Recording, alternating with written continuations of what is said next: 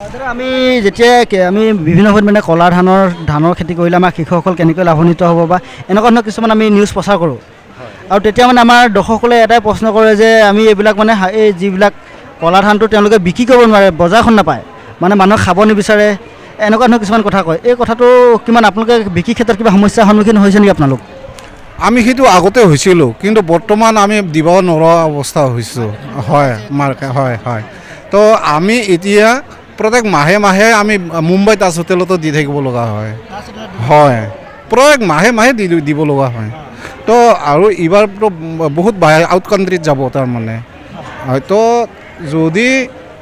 তেনেকুৱা ধৰণৰ কোনোবা যদি পোৱা নাই তেতিয়াহ'লে আমাৰ হেৰিৰ লগত ছ'চাইটিৰ লগত যোগাযোগ কৰিলে আমি সেইবিলাক মানে ক্ৰয় কৰাৰ কাৰণে আমি চেষ্টা কৰিম কিন্তু আমি আগুৱাব এই ক্ষেত্ৰত পৰা নাই আমাৰ মূলধন খুব কম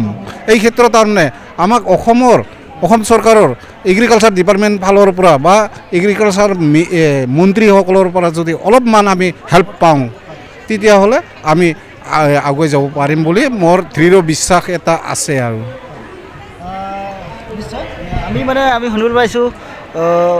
ডুবাই বা লণ্ডন বা এনেকুৱাবিলাকতো মানে এই চাউলৰটো চাহিদা আছে বুলি কোৱা শুনিছোঁ হয় হয় সত্য কিন্তু আমি ডাইৰেক্টলি দিব নোৱাৰোঁ মিডিলমেন আছে তেওঁলোকেহে লাভৰখিনি খাই দিয়ে আমি মানে অলপমান মানে কমত হেৰিখিনি পাই যাওঁ আৰু হয় হয় হয় যদি আপুনি কৈছে ইতিমধ্যে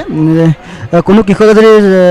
যদি কলা ধানৰ চাউলৰ খেতি কৰিছে তেওঁলোকে যদি বজাৰখন পোৱা নাই তেতিয়াহ'লে আপোনালোকৰ যোগাযোগ কৰিব পাৰিব নহয় জানো হয় হয় যদি এই মাৰ্কেট পোৱা নাই তেতিয়াহ'লে আমাৰ লগত যোগাযোগ কৰিলে আমি সেইখিনি ধান ক্ৰয় কৰি আনিম আৰু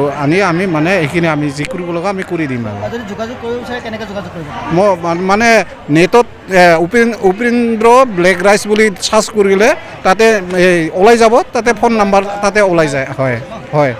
সেইটোত মানে যোগাযোগ কৰিলে হৈ যাব আৰু দাদা ধন্যবাদ আপোনাক লগ পাই ভাল লাগিলে আপুনি যথেষ্ট বহুকেইটা মানে কলা ধানৰ বহুকেইটা গুৰুত্বপূৰ্ণ কথা ক'লে যিখিনি আমাৰ কৃষকসকলক হয়তো সহায় কৰিব হয়